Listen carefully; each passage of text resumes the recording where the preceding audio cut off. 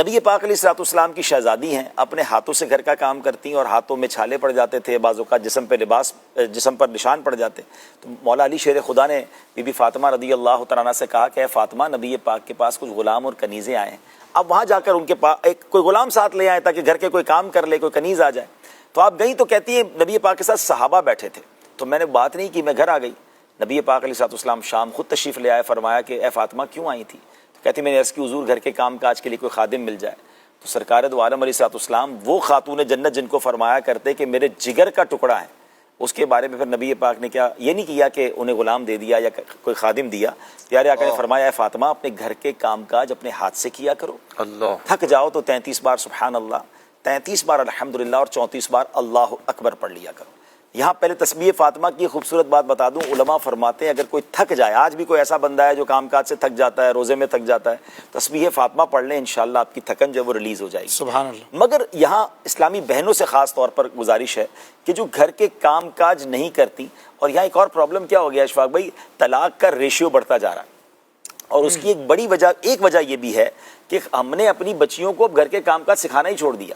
اب ماسیاں گھر میں ہیں، کام کرنے والیاں ہیں، تو بندہ کہتا ہے کیا ضرورت ہے میری بچی کو کام کرنے کی. لیکن جس سسرال میں اس نے جانا ہے، اگر اس کو کھانا پکانا ہی نہیں آتا، گھرستی ہی نہیں آتی، اس کو کپڑوں کے بارے میں کچھ نہیں پتا، طے کیسے کرے کچھ بھی نہیں آ رہا ہوتا، اتنا کوڑا اپنی بچی کو رکھتے ہیں کہ بعد میں نیکسٹ لائف میں اس کو مشکل ہو جاتی ہے. یہاں ماں باپ کو بھی چاہیے کہ بے شک اللہ نے آپ کو نوازا ہے، آپ کے گھر میں ملازمین کیوں نہ ہوں، آپ بچی کو گھر کے کام کاج ضرور سکھائیں، کیونکہ جو بھی خاتون گھر کے کام کاج اپنے ہاتھ سے کرتی ہے وہ دوسرے گھر کی آنکھوں کا تارا بن جاتی ہے. ہمیں اللہ کرے یہ بات سمجھ آئے. تو اب بی بی فاطمہ رضی اللہ تعالیٰ عنہ کو نبی پاک خادم کیا جنتی خادم دے سکتے تھے، آپ تو جنتی خزانوں کے مالک ہیں نا، مگر آپ نے اپنی بچی کی تربیت اس طرح فرمائی. تو یہاں ماں باپ کے لیے بھی ایک درس ہے کہ وہ بچیوں کی تربیت کیسے کریں، اور یہاں ان بچیوں کے لیے بھی درس ہے. عید کے دن قریب آ رہے ہیں، تو جو بیچارے ایسے لوگ ہیں جو مڈل کلاس ہیں یا غریب لوگ ہیں، ان کے گھروں میں فرمائشی لسٹ شروع ہو گئی ہے کہ ہمیں عید کے دنوں میں یہ بھی چاہیے، یہ والے کپڑے بھی چاہیے، تو یہ بھی چیزیں چاہیے. اب وہ کہتے ہیں ہمارا کھانا مشکل سے پورا ہو رہا ہے، مگر گھر کی طرف سے کچھ بھی ہو جائے ہمیں چاہیے.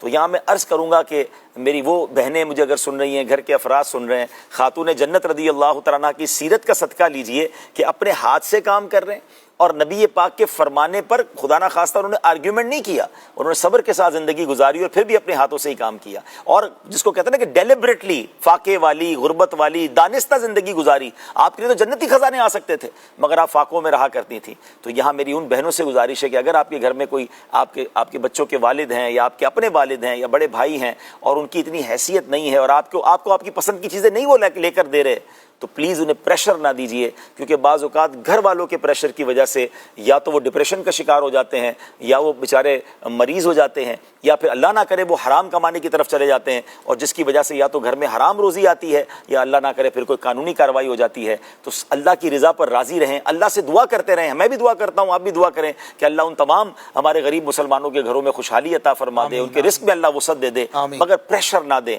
تھوڑا سا وقت اگر مشکل ہے تو اللہ کی رضا پہ راضی رہیں، انشاءاللہ جلد اچھے دن آ جائیں گے.